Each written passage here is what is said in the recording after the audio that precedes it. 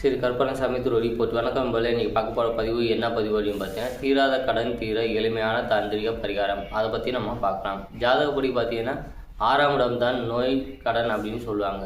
இப்போ அதுக்கு உகந்த பரிகாரங்கள் செஞ்சாலே போதும், நமக்கு தீராத கடன் தீரும்.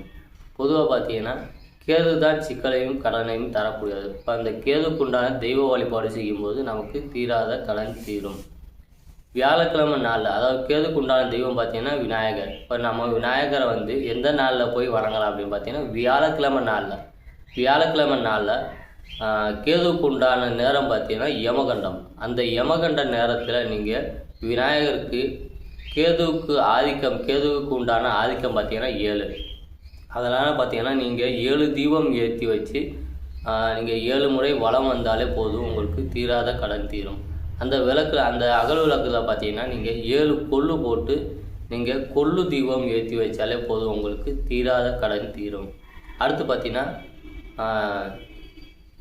கொசு வலை நீங்கள் தானம் கொடுக்கலாம். கேது அப்படின்னாலே வலை, ஊசி, நூல், இந்த மாதிரி விஷயங்கள். அதனால் பார்த்தீங்கன்னா நீங்கள் கொசு வலை தானம் கொடுக்கலாம். அல்லது ஒரு டெய்லருக்கு ஊசி உடஞ்சி போயிடுச்சு அப்படின்னா ஊசி வாங்கி கொடுக்கலாம். அல்லது நூல்கண்டு வாங்கி கொடுக்கலாம். நூல்கண்டு அப்படின்னா கேதுனாலே செந்நாகம், அதனால் சிவப்பு கலர் நீங்கள் நூல்கண்டு வாங்கி கொடுக்கும்போது உங்களுக்கு கேதுவோட தாக்கம் குறைந்து உங்களுக்கு தீராத கடன் தீரும். ஸ்ரீ கற்பனைசாமி திருவடி போற்றி. நன்றி, வணக்கம்.